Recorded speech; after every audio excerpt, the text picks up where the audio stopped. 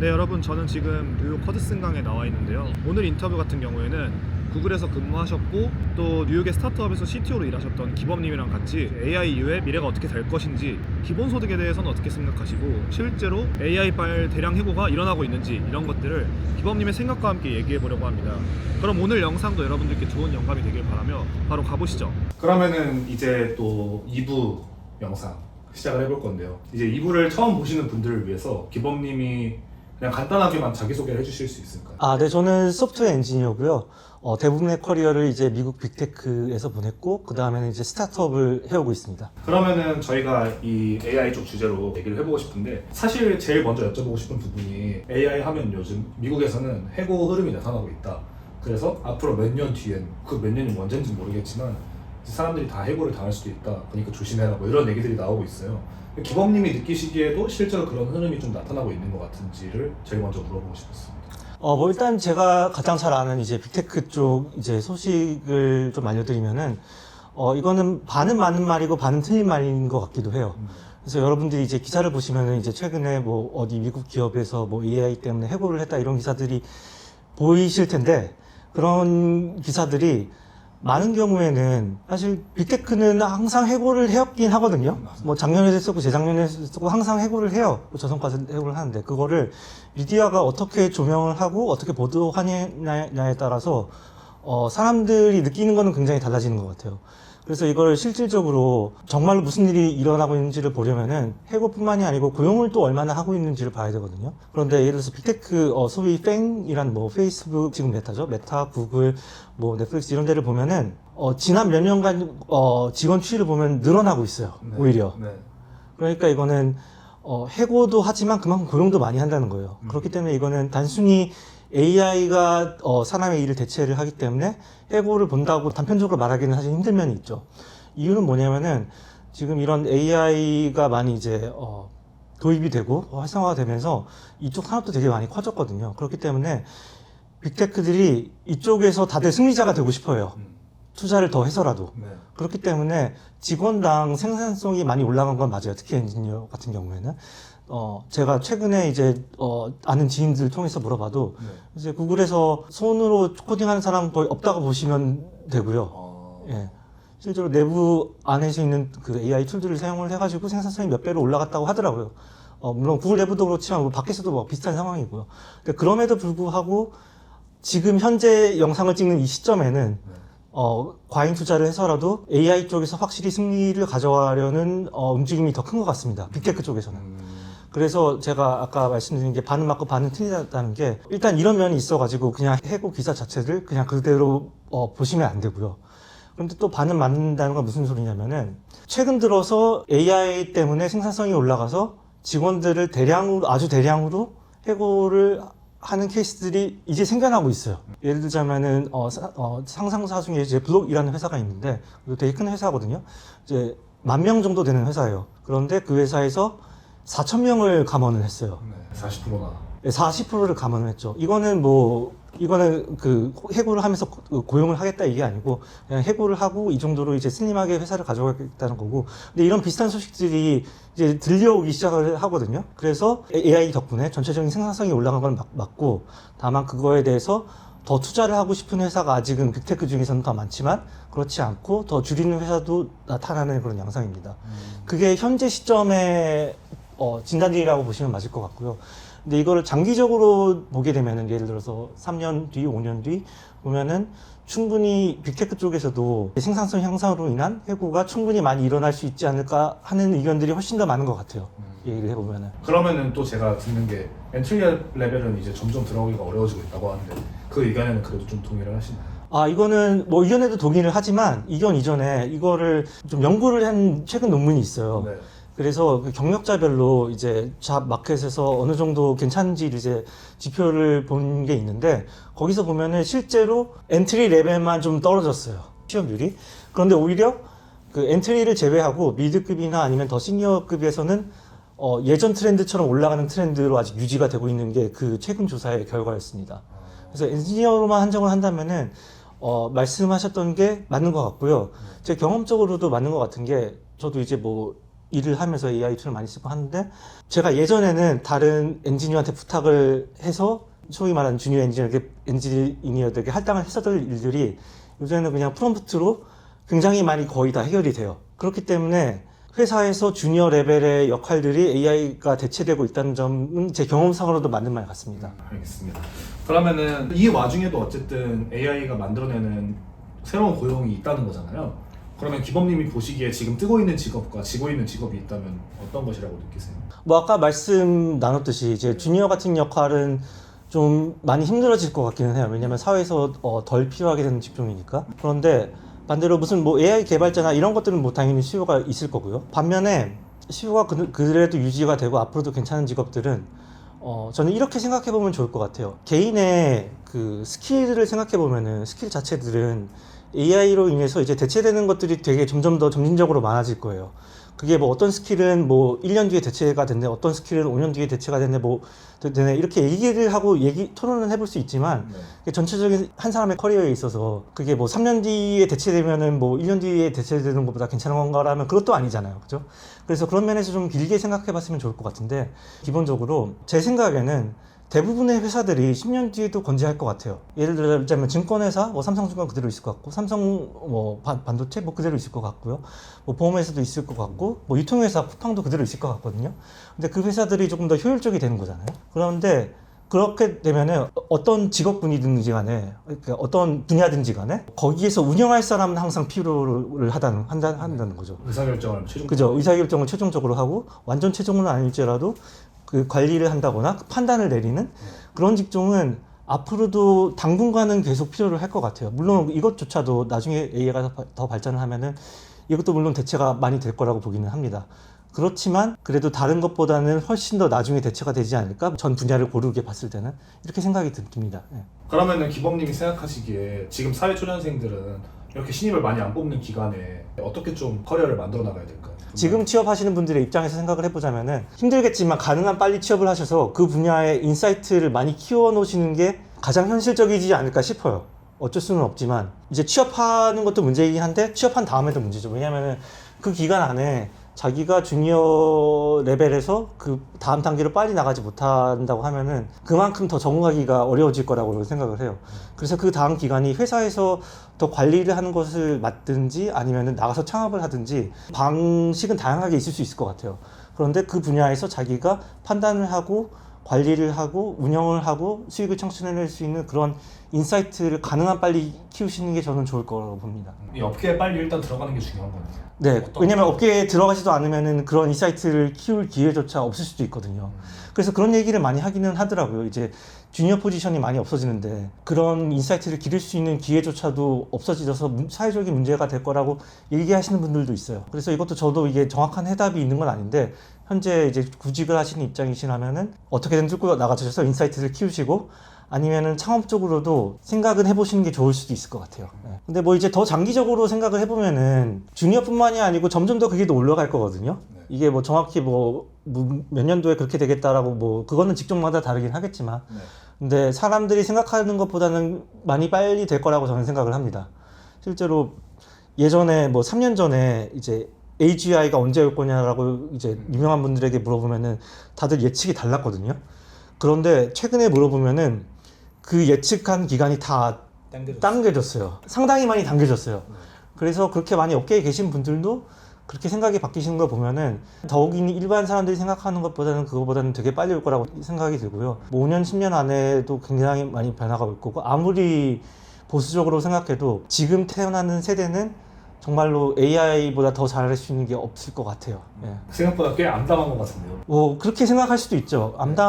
흥분되기도 하고 어떻게 보면은 사회가 전체가 더 풍요로워질 수도 있으니까 걱정되기도 하는 건데, 그래서 이렇기 때문에 이제 뭐 기본소득 같은 것도 이제 논의되는 것도 그런 거에 바탕이고, 이게 사회적 생산성은 유지가 되거나 훨씬 더 많아지는데 그게 사람의 노동의 가치에서 오는 게 아니라고 하면은 사람을 뭘 해야 되는가 했을 때 일단은 사회적 생산량이 같거나 더 크면은 그걸 사람들한테 다시 나눠주면 되잖아요. 간단하게 생각하면. 그래서 그런 얘기가 오가는 건데, 근데 이게 생각을 해보면은 이게 갑자기 새로 생긴 얘기는 아니에요. 이게 뭐냐면은 사람의 노동의 가치가 크게 하락을 했던 게 이번이 처음이 아니거든요. 네.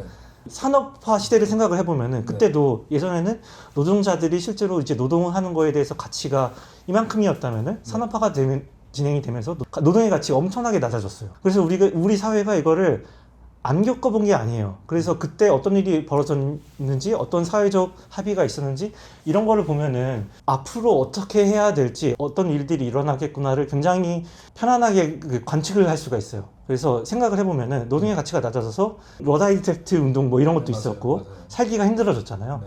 그래서 최저임금제도 그때 생겼고요. 최저임금제도 그때 생겼고, 그 다음에 기본소득이라는 명칭은 아니지만 최저생계비를 우리나라에서도 이제 주는 게 있잖아요. 저소득자한테. 네.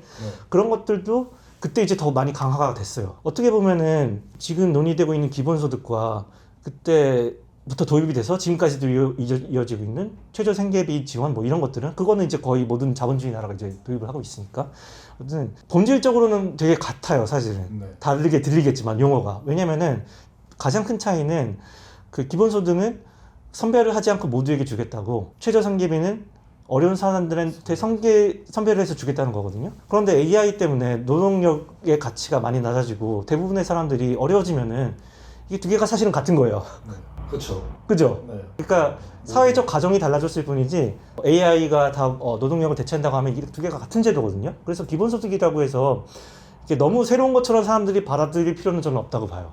이미 우리가 하고 있는 거고 그런 게 앞으로 더 확대되고 강화되고 이런 쪽으로 나갈 거라고 저는 생각을 합니다. 그게 뭐 시간의 차이는 있을 수가 있어요. 뭐 사회적인 발전 속도를 따라가지 못해서 사회적으로 이제 불안정한 시기가 있을 수도 있고 네. 저는 있을 수 있다고 보거든요. 네. 그런데 어쨌든 장기적으로는 그런 고통을 겪더라도 그런 것들이 강화되고 다 같이 누리는 세상이 올 거라고 저는 생각을 합니다. 근데 물론 거기까지 갈 때 고통스러운 사람들이 많을 수도 있다고 생각을 하기는 해요. 근데 다 같이 누린다라는 게 기범님이 가능하다고 생각하세요? 저는 가능하다고 생각합니다. 일단은 시나리오를 한번 돌려보면은 네. 이제 AI 덕분에 대부분의 노동 활동이 대체가 될 수 있다고 생각을 해봅시다. 그러면은 대다수의 사람들은 이제 직장이 없고 잃을 거예요. 그러면은 그거를 사회가 감당을 할 수가 없거든요. 그러니까 뭐 감당하지 못할 정도로 이제 사회적 제도가 미흡하다고 하면은 뭐 시위나 뭐 혁명이 일어날 수도 있는 거고, 뭐 예전에도 일어났으니까 산업화 혁명 시대 때 충분히 일어날 수 있고, 물론 거기까지는 안 가고 사회적 타협으로 충분히 제도가 개선될 수 있다고 봐요. 왜냐하면 지금은 이제 민주주의 시대고 그런 사람들이 점점 더 많아지면 그런 사람들의 투표권이 점점 더 많아질 거고, 그러면은 점점 더 기본소득이나 복지나 이런 거를 강화하는 정치인들이 더 표를 많이 받게 될 거예요, 자연적으로. 모든 나라에서 그렇게 일어날 거라고 생각을 합니다. 그렇기 때문에 제 희망은 그런 것들이 그런 사회적인 장치를 통해서 점진적으로 가능한 부담 없이 전환이 되는 게 제 희망사항입니다. 엄청 좋은 얘기를 많이 해주시네요. 아, 네. 감사합니다. 근데 이게 제가 궁금한 부분이 네. 이게 전쟁도 그렇고 지금 어떻게 보면 지정학적 갈등이 극도로 치달은 시대이기도 하잖아요. 지금 2026년 자체가. 저는 그런 걸 보면 인간의 본성 자체가 명예욕이나 권위욕이 있으면 다 같이 평등하게 고소득으로 기본소득을 준다고 해도 뭐 갈등이 일어날 수 있지 않을까? 이런 상상도 좀 하게 되는데 기범님은 이런 거에 대해서는 또 의견이 좀 어떠신가요? 어느 정도의 갈등은 저도 당연히 있을 수 있다고 봐요. 네. 그런데 뭐 희망사항일 수도 있기는 해요. 근데 제 논지는 네. 기본소득이라고 지금 우리가 이름을 거창하게 붙이고 있지만 네. 현재 이미 거의 모든 나라에서 최저생계비라는 명목으로 시행이 되고 있는 제도이고 네. 충분히 점진적으로 바뀔 수 있다고 생각을 합니다. 물론 이거를 정치적으로 어떻게 포장을 하느냐에 따라서 엄청나게 갈등이 생길 수도 있을 것 같아요. 맞아요. 리스크는 있지만 궁극적으로는 저는 해소될 수 있는 문제라고 보고, 갈등이 있더라도. 그리고 희망사항으로는 가능한 점진적으로 바꾸는 방향도 충분히 있다고 봐요. 왜냐하면은 제 입장에서는 이미 시행되고 있는 제도이거든요. 그러면은 이 주제 살짝 벗어나서 다시 좀 AI라는 큰 주제로 넘어온다면 사람들이 그러면 이런 말을 좀 하는 것 같아요. 지금이 부자가 될 수 있는 마지막 시기다. 기범님 이 문장에 대해서는 또 어떤 생각이 있으신가요? 그 취지에 대해서는 되게 동감을 하고 어느 정도는 동감을 해요. 그러니까 중단기적인 시각이기는 한데 그냥 단순히 생각해서 노동의 가치가 그만큼 하락하는 거잖아요. 네. 그럼 당연히 상대적으로 다른 가치들이 상대적으로 더 클 수밖에 없는 거죠. 그래서 자본을 가진 사람들이 AI 기업이라든지 아니면 지금 잘 나가는 기업들을 소유를 하고, 꼭 자본가가 아닐 수도 있어요. 여러분도 다 주식 투자는 할 수 있는 거잖아요. 그죠? 큰 돈 들여서 뭐 대출해서 할 수도 있는 거고. 그래서 그런 기업들이 더 실적은 더 많이 낼 테니까. 왜냐면은 이제 AI 덕분에 더 효율화가 이루어지고 이제 나가는 비용 지출은 훨씬 더 줄어들면서 그런 생산성은 유지가 될 거 아니에요. 더 커지거나. 그렇기 때문에 그런 기업들의 과실들을 아무래도 그 자본을 가진 사람들이 1차적으로 수혜를 받겠죠. 그래서 그런 면에서는 되게 동감을 하는 바입니다. 그러면은 제가 여기서 살짝 또 궁금한 게 기범님이 보시기에 이 AI를 잘 쓴다라는 말이 어떤 의미이고 또 보셨을 때 잘 쓰는 사람들이 어떻게 쓰는지가 좀 궁금해요. 일단 좀 가까운 사례를 보면은 소프트웨어 엔지니어들이 확실히 잘 쓰는 것 같기는 해요. 일단 기본적으로 기술에 대한 친숙도가 어느 정도는 있겠죠. 뭐 AI를 직접 하지 않는다고 하더라도.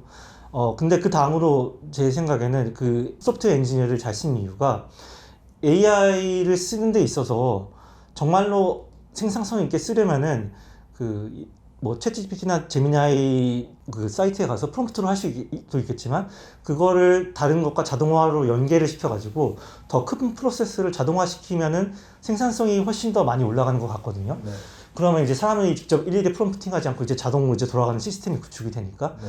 그런 거 구축하는 거를 소프트웨어 엔지니어들이 많이 해오던 거고 네. 잘 하는 것 같아요. 네. 그래서 그런 이유 때문에 이제 소프트웨어 엔지니어 직군이 더 많이 생산성이 향상된 것도 있고 네. 그런데 여기서 배울 점은 뭐냐면은 이제 소프트웨어 엔지니어들도 직접 자기가 코딩한 사람이 이제 거의 없거든요. 이제는 일반인들도 할 수가 있어요. 네. 그렇기 때문에 일반인 분들도 소프트웨어 엔지니어를 전혀 모르시는 분들도 AI 툴들을 이용해서 어느 정도 코딩을 하고 스스로 툴을 만들고 그냥 프롬프팅을 넣고 나오는 수준이 아니고 그걸 다른 곳에다 연동을 시켜서 훨씬 더 고수준의 자동화를 이뤄내는 그런 거를 공부해 보시고 연습해 보시는 게 어떨까 생각이 들어요. 이제 진짜 지금은 이제 코딩 하나도 몰라도 그런 거 다 짜고 할 수 있거든요. 얼마 전에 들었던 얘기인데 뭐 해커톤을 열었는데 뭐 대회 우승자가 뭐 엔지니어가 아니래요. 네. 뭐 이런 경우도 나오기도 하고. 그래서 이제 소프트웨어 엔지니어링에 대한 배려가 워낙 낮아졌으니까 모든 분들이 한번 이런 쪽으로 생각을 해보시고 공부를 해보시고 시도를 해보시면 저는 되게 좋을 것 같아요. 어떤 것부터 시작을 하면 좋을까요? 제가 뭐 강의를 찾아본 건 아니지만 되게 유튜브에 되게 강의 많거든요. 뭐 네. 바이브 코딩으로 검색을 해도 되고 아니면 뭐 클라우드 코드나 아니면은 뭐 안티그래프티 이런 게 엔지니어들이 쓰는 툴인데 그런 것도 검색해서 한번 찾아보시고 한번 써보셔도 될 것 같아요. 코딩 몰라도 쓸 수 있거든요. 네. 그러면은 기범님이 느끼시기에 제가 요즘 보면 1인 창업 관련된 단어가 엄청 많이 흥행하는 것 같은데 그 1인 창업에 대해서도 갖고 있는 생각이 있으세요? 네, 저는 가지고 있는 생각이 있는데 이거는 굳이 잘라도 되겠다. 가지고 있는 생각이. 네. 아무튼 뭐 개개인의 상황은 다 다를 수가 있어요. 그래서 이제 뭐 조언 하나가 뭐 모든 사람에게 맞을 수는 없다고 생각을 합니다. 근데 그럼에도 불구하고 일반적인 조언을 하면은 개인적으로는 어떤 그래도 회사에서 한 1, 2년 정도는 일을 해보는 건 전 좋다고 생각을 해요. 왜냐면은 업계 밖에 있었을 때랑 업계 안에 있었을 때랑 가지고 있을 수 있는 인사이트가 되게 많이 차이가 나거든요. 그게 꼭 5년, 10년 일을 하지 않더라도 1년 정도만 일을 해도 되게 보이는 게 많을 수가 있어요. 업계에 따라 다르겠지만. 그래서 그런 1년, 2년 정도는 사회 경험이 전혀 없으시다 그러면은 일을 해보시는 건 저는 추천을 하고요. 그게 아니라고 하면 인턴이라도 좀 많이 해보시는 걸 전 추천을 합니다. 그 다음에 그런 거가 있었을 때는 저는 1인 창업이나 이런 거는 되게 좋다고 생각을 해요. 그게 잘 되든지 간에 안 되든지 간에 장기적으로 봤을 때는 자신이 어떤 회사를 창업을 하지 않더라도 운영을 하는 그런 스킬이 되게 지금보다 훨씬 더 중요해질 텐데 그런 거를 실패를 하더라도 기를 수 있는 시간이 될 수가 있을 것 같고요. 그래서 그런 것들은 본인이 너무 부담되지 않는 선이라면은 권장을 드리고 싶습니다. 네. 저부터 해보겠습니다. 이미 하고 계시지 않나요? 그러면은 뭔가 오늘 얘기를 쭉 정리를 해보자면 AI와 관련해서는 우선 변화가 지금 당장의 고용에 있어 변화가 보이는 건 아니었지만 어쨌든 그 잭도시의 블락처럼 흐름이 조금씩 드러나고 있는 면도 있으니까 네. 장기적 관점에서 봤을 때는 분명 고용에 충격이 갈 수 있는 부분은 맞고 네, 심지어 올해부터도 되게 많이 일어날 수도 있을 거라고 생각을 해요. 네. 아직까지는 뭐 그 정도는 아니었지만. 그렇죠. 그래서 그런 거를 어쨌든 생각은 해도 돼. 그런 거에 저희가 대비할 수 있는 건 따로 있는 게 아니니까 우선은 저희는 그 파도의 흐름에 올라타가지고 많이 배우고 공부하면서 내가 1인 창업을 하든 뭘 하든 최대한 그 운영할 수 있는 능력을 많이 기르는 게 가장 이제 좋은 방향이겠네요. 저는 그렇게 생각을 합니다. 운영을 하는 역할이 되면은 AI 툴들이 경쟁자가 아니고 자기가 이제 레버리지 할 수 있는 수단이 되잖아요. 그런 쪽으로 포지셔닝 하는 게 전반적인 업계에서 가장 크게 봤을 때는 정답이 아닐까 생각이 됩니다. 알겠습니다. 네. 그러면은 뭐 우선 이 정도로 하고 제가 근데 기범님한테 그런 마지막으로 하나 여쭤보고 싶은 게 네. 기범님은 살면서 가장 큰 후회가 뭔가요? 저 자신을 돌아봐도 안타까운 것들이 있거든요. 왜냐면은 겪어보지 않고는 모르는 것들이 되게 많아요. 저 자신한테도 그랬고 그리고 사회에서 조언은 되게 많아요. 또 제가 하는 것도 포함이겠지만 조언은 되게 많아서 저를 돌이켜보면 그렇게 좋은 조언들이 많았는데 왜 그걸 다 못 알아먹었을까라는 생각을 해보면은 이거 같아요. 조언이 없는 게 문제가 아니고 조언이 너무 많은 게 문제였던 것 같아요. 오히려 너무 조언이 많기 때문에 예를 들어서 조언을 10가지를 어떤 사람이 해줬다고 해봐요. 네. 그럼 10가지가 다 기억이 안 남죠. 그 중에 사실 하나만 들어도 하나 실천하기도 힘들거든요. 근데 지금은 뭐 웹에서 검색을 하든 유튜브를 보든 아니면은 GPT나 제미나이를 쓰든 조언을 찾으려고 그러면 너무 많은 시대가 왔어요. 그래서 제가 또 조언을 하나 더 드리는 게 도움이 되지 않는 것 같아요. 네. 그리고 제가 제 과거를 생각해봐도 제가 저 자신한테 하더라도 조언을 하나 더 하는 게 도움이 안 될 것 같고, 근데 그럼에도 불구하고 얘기를 한다고 하면은 이런 것 같아요. 사람은 겪어보지 않으면은 모르거든요. 조언이 많은데 그 중에 좋은 조언을 보는 안목이 없는 것도 그만큼 자기가 안목이 없어서 그런 거예요. 예를 들어서 좋은 팀메이트가 되는 법은 매니저가 돼보면 압니다. 좋은 팀메이트가 되는 법 100번 검색해봤자 도움 하나도 안 되고요. 매니저를 해보면은 아 이렇게 해야지 좋은 팀원이 되는구나 라고 바로 알 수 있게 돼요. 그렇기 때문에 가능한 많은 경험을 다양하게 해보는 게 저는 되게 좋은 것 같습니다. 근데 이거는 매니저하고 팀원 예시를 들기는 했지만 거의 모든 활동에 걸쳐서 이거는 맞는 말 같아요. 그러면은 뭐 어느 정도 충분히 많은 질문을 한 것 같아서 오늘 좀 인터뷰 만족스러우신가요? 뭐 망했다라는 느낌은 아닌 것 같아서 나는 괜찮은 것 같습니다. 네. 혹시 또 반응이 좋다면 다음에 또 새로운 주제로 네네. 얘기를 할수 언제든지. 있으니까요. 네. 오늘 영상이 또 뭐 좋으셨다면 많은 좋아요와 댓글도 남겨주시면 좋을 것 같고, 네, 좋습니다. 기범님의 뭔가 오프라인 강연이 궁금하다면 네, 제 연락처를 밑에다 남겨둘게요. 네, 그래서 제가 강연 활동도 좀 이제 하고 있고, 앞으로 스타트업도 하고 하니까, 이제 연락하시고 싶으신 분들은 네, 그쪽으로 연락하시면 될 것 같습니다. 그러면 영상을 오늘은 이렇게 마무리해 보겠습니다. 네, 감사합니다. 고생하셨습니다.